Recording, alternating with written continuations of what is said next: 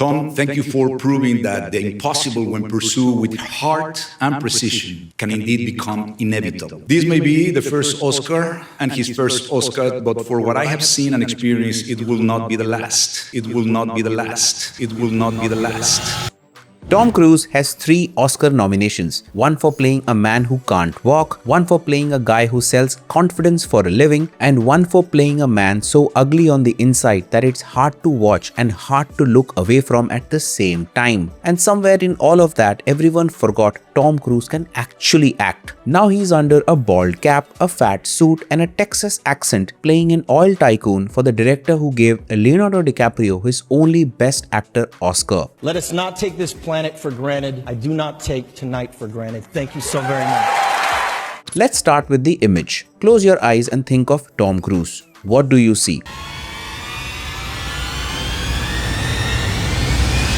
Probably a guy sprinting across an airport tarmac, probably a guy hanging off the side of a plane at 8,000 feet because he insisted on doing it himself. Probably aviators, a motorcycle, a grin that could sell you anything. That's the Tom Cruise the world has spent 3 decades building in its head. Action hero, movie star. A guy who runs so well it became a running joke. But that image, as fun as it is a mask, and it's a mask he's built on purpose. Because underneath the aviators is a guy who has been quietly doing some of the bravest character work of his generation, and almost nobody talks about it because the explosions are louder. Think about how early this pattern actually starts. Before Top Gun ever made him a household name, Cruise was already showing up in dramas that had nothing to do with charm or speed. The Color of Money, playing a cocky young pool hustler opposite Paul Newman, a role that required him to be genuinely obnoxious before he could be likable. Rain Man, standing next to Dustin Hoffman's Oscar-winning performance and somehow not getting swallowed by it, playing a selfish younger brother who has to learn how to actually see another human being. Neither of those roles needed him to run anywhere. They needed him to sit still and let other actor and the audience actually look at him. That's the version of Tom Cruise most casual moviegoers have never really clocked. Not because it isn't there, it's all over his filmography from the 80s straight through to now. It's just been standing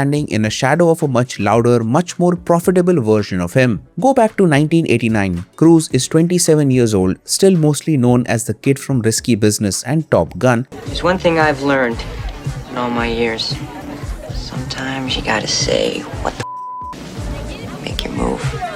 And he signed on to play Ron Kovic in Born on the 4th of July. Not a stunt role, not a guy who gets to look cool, a real man paralyzed from the chest down in Vietnam who comes home to a country that doesn't know what to do with him and spirals through anger and addiction before he finds his voice as an activist. Tom Cruise spent weeks in a wheelchair before filming even started. He learned to live in that chair the way Kovic did, and when the film came out, critics who had written him off as a pretty boy suddenly had to eat their words. He got his first Oscar nomination for it. He lost to the great Daniel Day-Lewis, who was playing a similar kind of role in My Left Foot that same year, which is a brutal coincidence if you think about it. Then 7 years later, he does it again, except this time the mask is different. Jerry Maguire isn't a war veteran. He's a slick sports agent who writes one honest memo and torches his entire career overnight. It's a much lighter film on the surface, but underneath the charm, Tom Cruise is playing a man falling apart in real time, trying to figure out if he actually has a soul underneath the hustle. My name is Jerry Maguire.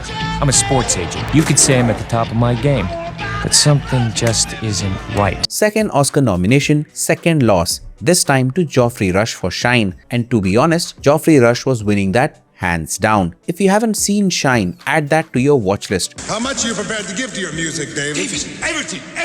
Everything. Coming back to Tom Cruise, and he wasn't done. 3 years after that, Paul Thomas Anderson hands him the role that critics still bring up whenever they argue that Cruise never got the respect he deserved. Magnolia. Frank T.J. Mackey, a misogynist motivational speaker selling a seduction cult to broken men, hiding a father he can't forgive and a childhood he can't outrun. It is, by a lot of people's count, the best acting Tom Cruise has ever done. He throws away every ounce of movie star polish to play someone genuinely repulsive and somehow makes you feel for him anyway. There's a scene late in that film, an interview scene where Mackey's whole persona cracks in real time on camera, and you can watch 30 years of a man's rage and grief come apart in under 2 minutes. It's the kind of scene actors build entire careers around. I'm quietly judging you. Third nomination, third loss, this time to Michael Caine for the Cider House Rules. 3 nominations, all in a 10-year window, all for playing men who were nothing like the guy on the Top Gun poster. And here's the cruel part, losing an Oscar isn't just losing a trophy, it changes the story people tell about you. Win and you are the actor who happen to also be a movie star. Lose 3 times and the industry quietly starts writing you off as the movie star who occasionally acts. Nobody says it out loud, but you can feel it in how rarely his dramatic work from that decade gets brought up compared to how often Jerry Maguire's scene gets replayed as a punchline. Help me help you. Help me help you. So here's the pattern. 3 times across 3 decades, Tom Cruise proved he could do the kind of work that gets people nominated. But 3 times he watched someone else's name get called. Therefore, something had to give. And what gave wasn't his talent, it was his choices. Because after Magnolia, the industry made its decision about who Tom Cruise was going to be. And honestly, so did he. Mission Impossible was already rolling. The franchise machine wanted a face and Cruise had one of the best in the business. So for the next 2 decades, the serious character work didn't disappear completely, it just got squeezed into the margins. Take Collateral for example. Cruise plays a contract killer, silver-haired, perfectly composed, moving through one long Los Angeles night without ever raising his voice. It's a total inversion of everything audiences expected from him. No offensive charm, no hero's grin, just a quiet, terrifying stillness. Critics loved it. I got 5 stops to make. What's your name? Max. Max. I'm Vincent. It should have been nomination number 4, but it wasn't. And the reason had less to do with the performance and more to do with the calendar. Because a big, glossy action thriller released mid-year almost never gets remembered by January when the ballots go out. Or take Tropic Thunder, a completely different kind of swing. Tom Cruise buries himself under a bald cap, a fat suit, and hairy forearms to play Lee Grossman, a foul-mouthed, dancing, deeply unhinged studio executive, and turns what could have been a 5-minute cameo into one of the funniest and most talked about performances of his career. It's broad, it's a comedy, but it takes real control to be that unrecognizable and that committed inside someone else's movie. It's a cold, hard world. Shit happens. I want to mention 2 other movies because they kind of fit together even though they were released in different decades. A Few Good Men and Eyes Wide Shut. Movies where if you were actually paying attention, you could watch him working in ways the marketing never bothered to sell. But most people weren't paying attention because Ethan Hunt was jumping off another building, and that's the story that sold tickets. That's the trap of being really good at being a movie star. The bigger the stunts get, the smaller the conversation about your acting gets. Nobody writes think pieces about how good your face acting is mid free fall. They just gasp and move on. This is not mission difficult, it's mission impossible. Difficult should be a walk in the park for you. Therefore, 30 years in, Tom Cruise had built the most bankable action career in Hollywood history, and at the exact same time, quietly buried the fact that he might be one of the best actual stars of his generation underneath it. Which brings us back to that night in November, because when the 2-time Academy Award winning director Alejandro Iñárritu handed Cruise that honorary Oscar, he wasn't just celebrating a career, he was making a very specific, very public bet. This is a director who does not hand out easy validation. He's the guy who put Leonardo DiCaprio through a genuinely brutal shoot on The Revenant, sleeping in animal carcasses, eating raw bison liver, freezing half to death in remote wilderness, and got him the only competitive Oscar of his career out of it. He's the guy behind Birdman and Babel, films built on performances so exposed they feel like the actors forgot the camera was actually there. When a director like that stands next to you at the podium and tells the room your next film is coming, that's not small talk. That's a director putting his own credibility on the line for you. And the thing is, they've already shot it. Cruise and Inarritu had quietly finished a film together, tentatively titled Judy, months before that ceremony ever happened. So when Alejandro Iñárritu made that promise on stage, he wasn't speculating. He already knew exactly what was sitting in the editing room. Therefore, when he told that room the next one was coming, he was talking about Digger, a film where Cruise's transformation is not subtle. When all else fails, you hit him with the truth. You know, the hard truth. Just bang, bang, bang. Woo! Cruise plays a man named Digger Rockwell, and if you have seen even a few seconds of the trailer, you already know this is not Ethan Hunt. Digger is a Texas oil tycoon. He's got a thick southern drawl, thinning hair, combed over in a way that isn't fooling anybody, and a gut that suggests he stopped worrying about his cardio a long time back. Inarritu has described the character as a man who seduced reality into agreeing with him, which tells you almost everything you need to know about the ego at the center of the story. What did you just say? Sorry, sir. Well, I know perfectly well what's going on there, because I'm paying for the whole thing. I'm paying your salary. You want to shut her down? Well, say it! Digger's company causes a massive glacier in Greenland to shift, an actual apocalyptic slab of ice named Judy. And that shift sets off an ecological disaster that threatens to spiral all the way into